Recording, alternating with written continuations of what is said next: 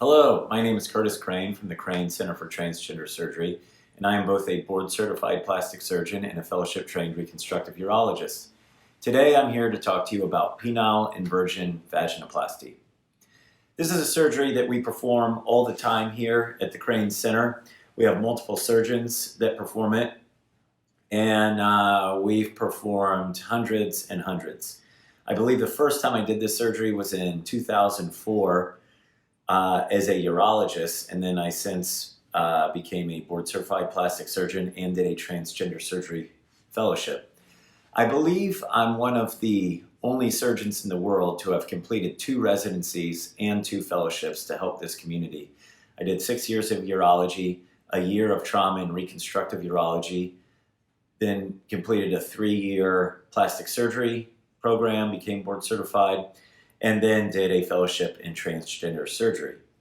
So during that time, I was able to perform vaginoplasty all over the US with various surgeons, and saw vaginoplasty performed in Thailand, Serbia, Belgium, and Amsterdam. And so what I did was take my favorite parts of each surgeon's technique and create my own technique, which I've been using for years now, and I think maximizes both the aesthetic result and the function. In all my years of doing vaginoplasty, there's never been a point where I thought, I just really didn't need the 6 years of urology, or, the 3 years of plastics was probably overkill. I'm really happy that I did both, and I think my patients get a better result because of it. With that, I'll discuss the surgery. We take the shaft skin and create a vaginal canal. We want you to have a functional depth vaginal canal of 13 to 15 centimeters. And to do that, occasionally we have to take a scrotal full thickness skin graft just for the cap or the very top of the vaginal canal. Because we're using scrotal and penile shaft skin, we prefer patients to get electrolysis or laser hair removal in these areas. I've had some patients say, I really don't care if hair ends up in my vagina. Do I have to do this? And I say, no, you don't have to. But typically, all of our patients do pursue electrolysis or laser hair removal in these areas so that there is less of a risk of hair inside the vagina. We then, besides creating the vagina, we create a clitoris, clitoral hood, labia minora, and labia majora. We do all of this in one stage. I would say about 80% of my patients just have one surgery. The other 20% want a little touch-up on the labia minora, or sometimes as the clitoral hood heals, it can retract because scarring is a process of contraction. Occasionally, patients need to be reopened a little bit with a VY advancement because as you scar, there's a process of contraction around the vaginal opening. We do get patients on a dilating protocol post-operatively to try to keep the vaginal canal open, and I'll go into details on that in a few moments. We perform vaginoplasty usually on Friday. Patients stay in the hospital 2 nights, and then they can go to wherever they're staying locally, be it a hotel or Airbnb, or if a patient lives within 3 or 4 hours of Austin, Texas, it's fine to drive home. When a patient leaves, they'll be packing in the vagina and a Foley catheter in the bladder to drain urine.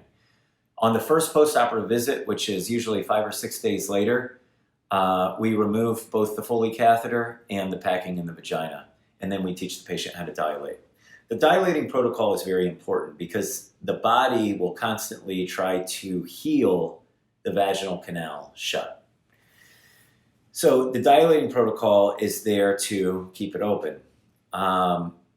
It's heavily dependent on patient compliance. Those who don't do it will lose their vaginal vault at some point, so it's very important. We recommend 3 times a day for the first 3 months. It can just be for 5 minutes. And then from 3 to 6 months, once a day. From 6 months to a year, it's a a few times a week. Patients will kind of figure out how much their body needs to keep the space open. If a patient goes to dilate and it's really tight, or there's a lot of bleeding, or it's really painful, that actually means they need to dilate more. So if you're doing every other day, maybe at that point do every day for a month and then see if you can back off. Once you're a year out, most patients are dilating once a month. You do want to check it once a month, because I've had patients where they stopped having intercourse with someone, and by the way, intercourse does count as a dilation.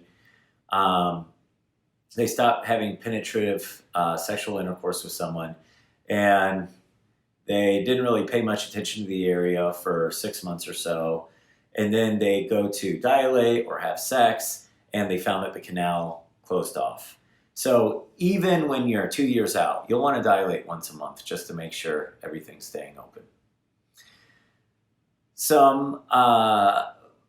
Most of our patients take anywhere from 2 to 4 or 6 weeks off of work, depending on how much sick time they have, or if their job has a lot of manual labor, you'd want to be closer to 6 or 8 weeks. If you have a desk job, I've had some patients return as soon as 3 or 4 weeks.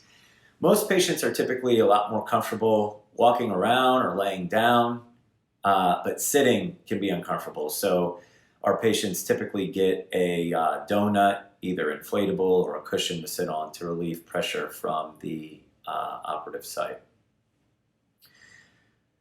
As I mentioned, the surgery in one stage creates a clitoral hood, clitoris, labia minora, labia majora, and vaginal canal.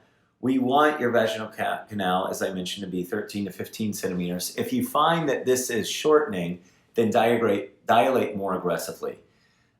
Just like people can put spacers in their ears and stretch out their earlobes, you can definitely stretch out the vagina if you found you've had some contraction. We like patients to wait 10 to 12 weeks for penetrative sexual intercourse. And it'd be great if you could wait 3 or 4 weeks to swim in pools, lakes, hot tubs, etc. I'd like to move on to the risks of the procedure. The worst risk of all with penile inversion vaginoplasty is damage to the urethra, the bladder, or the rectum. I am really proud to say that at this point in my career, I have never had injury to any of those. And that's having performed several hundred. But I will say the risk is something less than 1%. It's not zero just because it's never happened to me. I attribute our very low complication rate with that because of my surgical technique and my knowledge of pelvic anatomy from being a reconstructive urologist. Other more common complications include infection. I've never had to admit anyone to the hospital for antibiotics for an infection, but it may be, something looks a little red. We give you 7 to 10 days of oral antibiotics and then it gets better. Bleeding. Out of the several hundred patients that we've performed vaginoplasty on, I've never had to transfuse anyone blood. Wound healing complications. Wound healing complications can be a little common, mainly because we're asking you to dilate past that suture line. There's not another surgery I can think of where the surgeon says, okay, apply a bunch of shear force across that suture line. So occasionally with dilation, a suture line can open up. I've never had to take anyone back to the operating room for that. Look at it as though you fell off your bike and skinned your knee.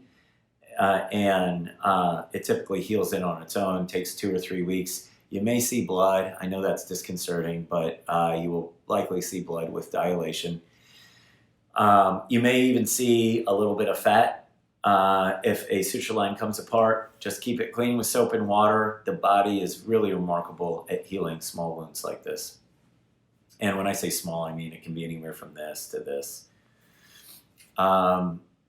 So infection, bleeding, wound healing complications, changes in sensation. At this point, I don't know of any of my patients that cannot orgasm.